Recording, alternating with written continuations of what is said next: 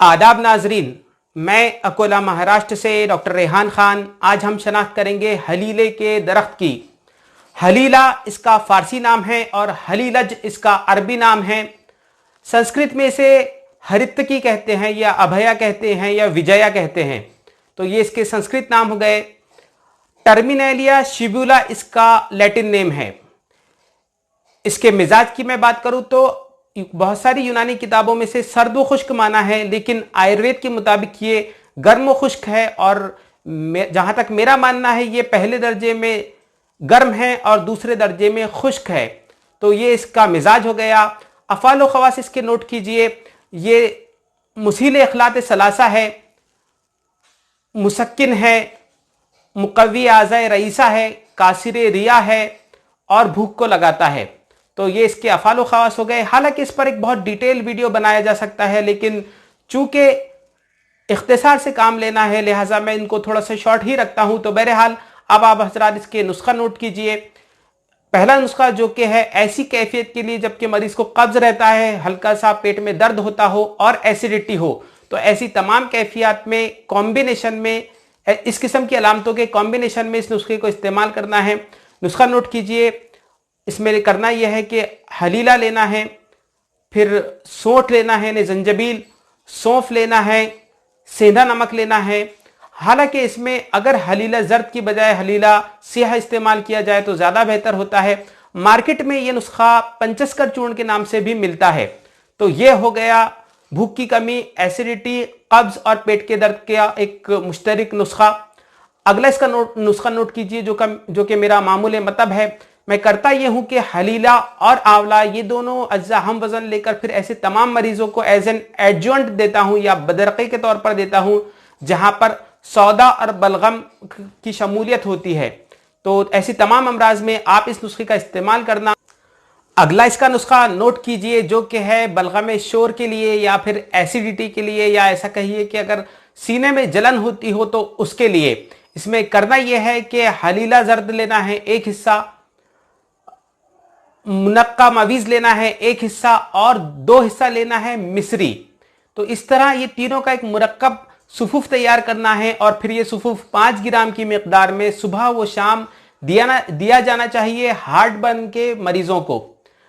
तो ये इसका नुस्खा हो गया। अगला इसका नुस्खा नोट कीजिए जो कि है आंव के लिए या म्यूकस इन स्टूल के लिए। इसमें करना यह है कि जंजबील, हलीला जर्द और गुड़ ये तीनों अज्जा लेकर इसकी नखूदी गोलियां तैयार करना है और फिर कैफियत के हिसाब से, हालत के हिसाब से 2-2 गोली या 1-1 गोली सुबह शाम मरीजों को देना है। तो ये इसके नुस्खा जात हो गए। हलीले के बारे में अगर मैं मजीद मालूमात दूं तो इसके अफ़ाल व ख़वास पे थोड़ा गौर कीजिए। मुसील इखलात सलासा हलीला भी है और मुसील इखलात सलासा अमलताज भी है, लेकिन दोनों का मोड ऑफ एक्शन थोड़ा सा मुख्तलिफ है। अगर हमको खाम खिलतों को जिस्म से निकालना है तो ऐसी हालत में हम अमलतास का इस्तेमाल करते हैं, और अगर हमको खिलतों को नुस्ज देकर बाहर निकालना है तो ऐसी हालत में हम हलीले का इस्तेमाल करते हैं।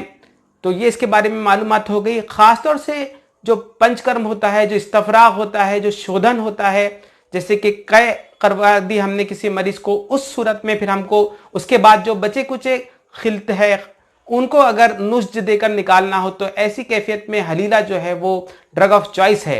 ये इसके बारे में एक मोड ऑफ एक्शन हो गया। और इसके बारे में मालूमात दूं तो आयुर्वेद के मुताबिक इसकी 7 मुख्तलिफ किस्में किताबी एतबार से मानी गई है और प्रैक्टिकली इसकी 3 किस्में मार्केट में मिलती है। एक होता है हलीला सियाह या बाल हिरडा जिसे कहते हैं।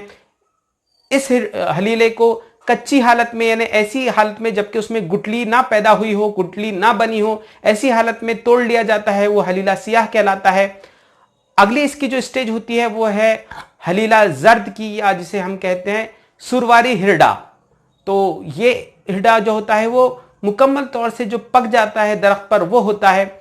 और इसकी जो मजीद कैफियत होती है, यानी जब इसका फर्दर इस फल का डेवलपमेंट हो जाए और वो और मजीद मोटे हो जाए, फरबा हो जाए, तो फिर उनको हलीला काबली कहा जाता है। तो ये जसामतों का और मुख्तलिफ स्टेजेस का फ़र्क था।